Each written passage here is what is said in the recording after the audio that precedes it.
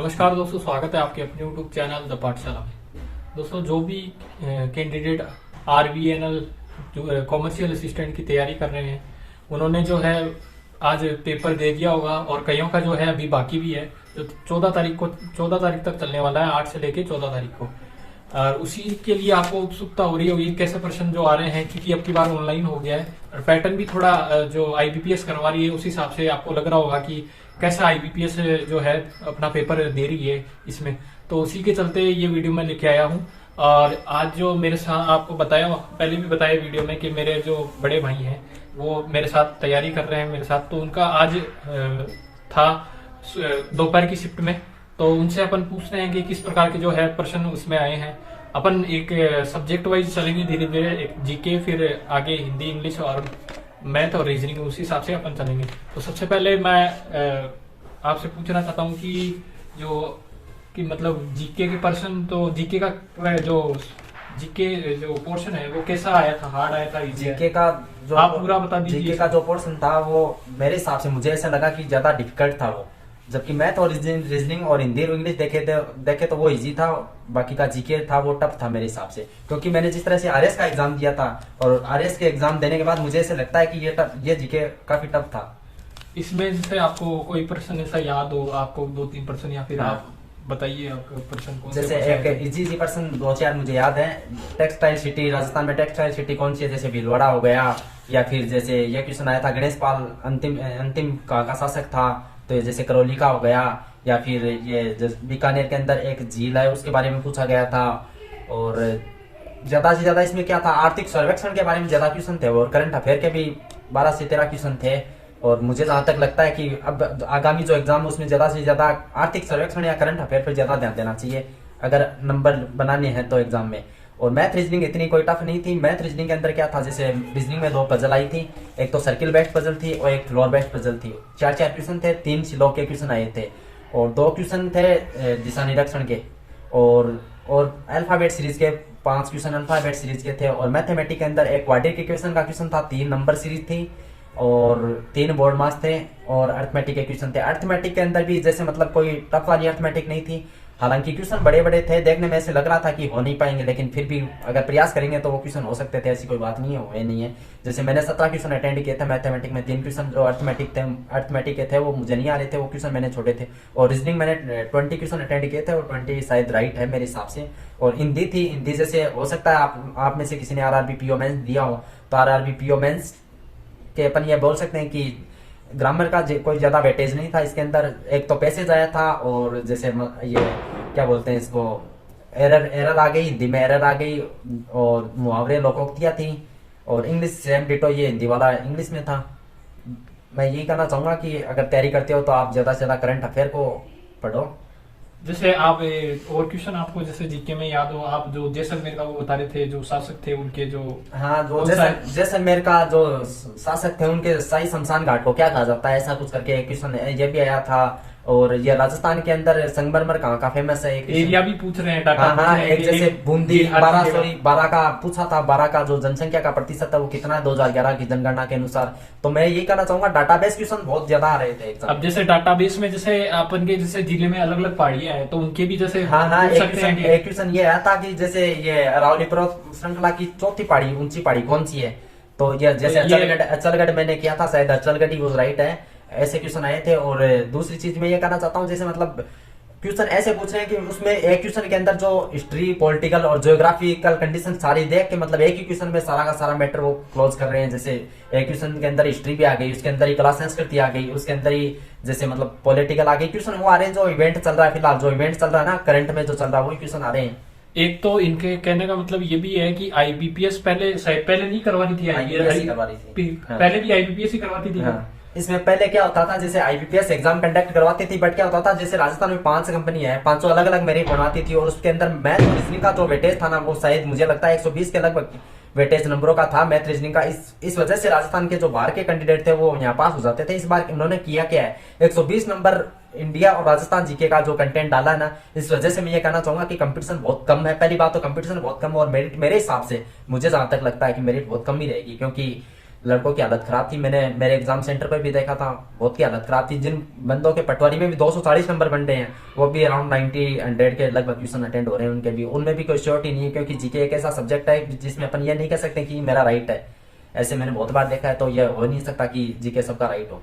एक जैसे स्टूडेंट को ऐसा लगता है कि करते हैं अपन वो पेपर करते हैं, तो एक ऐसा लगता है कि अपन इतना क्वेश्चन करें तो अपन सेफ रहेंगे, तो वो क्या आपको लगता है कि कितने करने चाहिए? जैसे सर मेरा ये मानना है, जैसे अपन पेपर अटेंड करें, तो मैंने जैसे पेपर अटेंड किया वो मैं बताना चाहूंगा आपको। सबसे पहले मैंने ये देखा कि जैसे पेपर था वो मिक्स में था। पेपर में जैसे ऐसे नहीं था कि मैथ अलग है, रीजनिंग अलग है, अच्छा मिक्स में अलग है, मैथ क्या है कभी। जैसे मैंने जैसे पेपर स्टार्ट किया तो सबसे पहले जीके का क्वेश्चन आया, मैंने स्किप किया। फिर मेरा टारगेट क्या था कि मैथ रीजनिंग पहले कंप्लीट करनी है।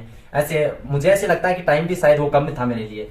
मतलब इनका कहने का मतलब है आपका ये है कि बीच बीच में प्रश्न हर कैसे आ रहे हैं, पर आपका जो सब्जेक्ट एकदम स्ट्रांग है उसको आप लेके चलो सबसे पहले, तो ताकि वो मोटिवेशन मिलेगा उससे कि आप प्रश्न एक से एक अच्छा करोगे तब उसमें स्कोर। और दूसरी बात मैं साथियों आपसे ये कहना चाहूंगा, जैसे सबसे पहले अपन मैथ रीजनिंग करेंगे तो अपन अपना जो कॉन्फिडेंस है ना वो अच्छा कॉन्फिडेंस बन जाएगा। और मैथ रीजनिंग के जैसे अपन मानते हैं कि 40 क्वेश्चन है, 40 में से अगर अपन ने 35 क्वेश्चन कर दिया तो एक कॉन्फिडेंस आएगा। और उसके बाद हिंदी करना मेरे हिसाब से, और उसके बाद इंग्लिश करना, लास्ट में आप जीके अटेंड करो। और मुझे जहां तक लगता है कि पेपर में स्पीड भी बहुत जरूरी है, क्योंकि ये मिक्स में जो आ रहा है ना, इस वजह से अपना टाइम बहुत ज्यादा कंज्यूम होता है। और क्वेश्चन जो स्किप करते हैं ना उसमें मार्क रिव्यू लेके चलना है आपको। हाँ, ताकि मार्क रिव्यू लेके चलो, तो मार्क रिव्यू में क्या है तो उसका क्वेश्चन का कलर अलग हो जाता है, ताकि आपको वो क्वेश्चन अलग दिखने लग जाए उन क्वेश्चनों से, तो कि आपको टाइम भी वेस्ट ना हो वो देखने के लिए। तो इस कारण मार्क रिव्यू लेके चलेंगे। और जैसे और क्वेश्चन आपको याद आ रहे हैं, कोई जीके के, कोई मैथ के आईबीपीएस लगभग, अब मैंने भी सोचा था कि अलग पैटर्न पे देगी, पर वो बैंक वाला जो पैटर्न चल रहा है वो सेम पैटर्न पे जो आईबीपीएस चल रही है इसी के अंदर। तो जैसे बोर्ड मास जो बैंक में बोर्ड मास आते हैं, या फिर क्वाड्रेटिक इक्वेशन आती है, या जैसे क्वाड्रेटिक इक्वेशन का एक सिंगल क्वेश्चन आया था। क्वाड्रेटिक इक्वेशन का कोई ज्यादा टफ वाली नहीं थी, प्री की क्वाड्रेटिक इक्वेशन थी। और जैसे 3 नंबर सीरीज थी, एक तो रॉन्ग थी, 2 मिसिंग नंबर सीरीज थी। और मैं ये कहना चाहूंगा जैसे मिसिंग जो सीरीज है ना वो कोई ज्यादा टफ नहीं थी, हालांकि रॉन्ग वाली थोड़ी सी टफ लग रही थी, मुझे लग रही थी टफ, इतनी टफ नहीं थी, थोड़ा सा दिमाग कंज्यूम करना पड़ा था और कोई ज्यादा था नहीं कुछ। और 3 बोर्ड मार्क्स थे, बोर्ड मार्क्स भी थोड़े लेंथी थे, ऐसे नहीं कि देखते ही हो गए, वो वाले बोर्ड मार्क्स नहीं थे। और जैसे एक क्वेश्चन शंकु का भी था, और आयत का भी क्वेश्चन आया था एक, ऐसे करके मतलब एक हिंदी में कौन से क्वेश्चन हिंदी के अंदर सर जैसे एक तो पैसेज आया था, पूरा का पूरा पैसेज आया था, उसके शायद 5 क्वेश्चन थे पैसेज के। पैसेज क्या था, पैसेज जैसे अपन 10th में पैसेज करते हैं ना उस लेवल का पैसेज था। अब एक चीज और बता दो, स्टूडेंट जैसे मैं भी स्टूडेंट हूँ, तो ऐसा लगता है कि जैसे वाच्य, संज्ञा, सर्वनाम, नहीं ये वाच्य, संज्ञा और सर्वनाम का कोई फैक्टर है ही नहीं एग्जाम में। मैं तो ये कहता हूँ कि नॉर्मल हिंदी आ रही है। जैसे अपन ये देखते हैं ना कि ग्रामेटिकल बेस पर अपन एग्जाम फाइट कर लेंगे, तो मुझे लगता है कि स्टूडेंट की सबसे बड़ी गलती होगी। ग्रामर पढ़ना ही नहीं है कहने का मतलब। हाँ, ग्रामर में आप पढ़ो, जैसे टॉपिक जैसे मतलब आप मुहावरे पढ़ो, लोकोक्तियां पढ़ो, उसमें कोई दिक्कत नहीं, सुधारे। ग्रामेटिकल का ज्यादा पोर्शन, लोड वाला पोर्शन नहीं आ रहा, जैसे अपन फर्स्ट क्लास से लेके कॉलेज तक पढ़ते हैं ना, वही ग्रामेटिकल आ रही है, और ज्यादा कुछ आ नहीं रहा है, और बाकी का थोड़ी सी ग्रामेटिकल एरर आ रही है। अच्छा, इंग्लिश में जैसे वो फिलिंग द ब्लैंक्स आ रहे होंगे? फिलिंग द ब्लैंक नहीं आ रहा है सर, एक तो पैसेज आ रहा है, मैं आपको बता दूं, एंटोनिम सिनोनिम आ रहा है, और मिसिंग। एंटोनिम सिनोनिम कितना है? एंटोनिम सिनोनिम सब मेरे 2 थे, और मिसिंग नंबर वो आ रहे हैं, जैसे एरर स्पेलिंग एरर आ रही है। और एक पैसेज मैंने बता ही दिया आपको। और वो अरेंजमेंट ऐसे, हाँ, रीअरेंजमेंट के 3 क्वेश्चन थे सर, हिंदी में भी रीअरेंजमेंट था और इंग्लिश में भी रीअरेंजमेंट था। अच्छा, दोनों में था। हाँ। और मैं एक चीज और बताना चाहूंगा, मेरे साथ जो हुआ वो एग्जाम हॉल में मैं बता देता हूँ आपको। जब मैं एग्जाम देने गया तो मेरे पास डिक्लेरेशन नहीं था, उन्होंने मुझे बाहर भेज दिया, डिक्लेरेशन आप बिल्कुल साथ में लेके जाना। और उसके अलावा मैं बता दूं आपको हूबहू फोटो लेके जानी है, जैसे ऐसे नहीं हो फोटो में थोड़ा सा भी डिफॉल्टर होंगे आप लोग तो आपको एग्जाम नहीं देने देंगे। कहने का मतलब ये है कि एक तो डिक्लेरेशन जो है वो लेके जाना है साथ में, और जैसे आप फोटो लेके जाओ तो वो एकदम अभी की लेटेस्ट होनी चाहिए, ऐसा नहीं कि आप पहले क्या दिख रहे थे और आप क्या दिख रहे हो, तो उसमें डिफरेंस नहीं आना चाहिए। तो वहां पे मैच करेंगे तो आपको बाहर निकाल सकते हैं, ऐसी सी इनके साथ कंडीशन हुई है, तो आप इसका ध्यान रखें।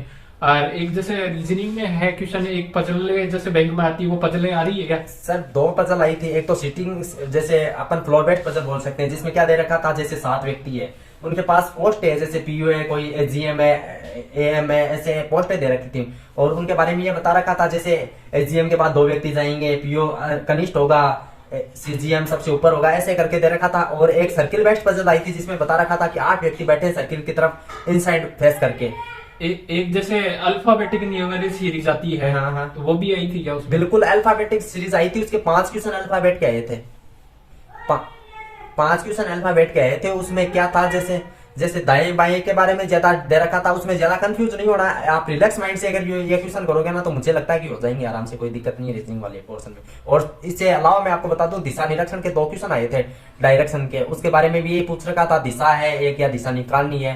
ब्लड रिलेशन की, ब्लड रिलेशन सर एक ही क्वेश्चन, सिंगल क्वेश्चन भी नहीं है। और वो जो सर्कल बना के कोई नहीं, वो क्या बोलते हाँ, हैं, सिलोज में के सिलोग के जो क्वेश्चन आए थे वो 3 क्वेश्चन आए थे। सिलोग के भी हाल ही में जो लेटेस्ट पैटर्न पर जो क्वेश्चन चल रहे हैं ना, जैसे मतलब आईबीपीएस फिलहाल में जो एग्जाम कंडक्ट करवाई है, जैसे आरआरबी क्लर्क प्री का एग्जाम होगा, पीओ का एग्जाम हो गया, इस हिसाब से मैं ये कहना चाहूंगा कि सिलोग है ना टफ लेवल के आ रहे हैं थोड़े से, सिलोग पर थोड़ा सा ध्यान रखना पड़ेगा आपको। ठीक है, तो ये सारी बातें थी, इन सब चीजों का ध्यान भी रखना, और इस प्रकार के जो क्वेश्चन आ रहे हैं डाटाबेस, तो वो तैयार करके लेके जाएं आप अपनी एग्जाम में। और मेरा भी जो है परसों है, तो मैं भी आपके साथ रूबरू होऊंगा इस चीज के लिए। तो आगे अपन अगली वीडियो में मिलते हैं। थैंक यू, धन्यवाद।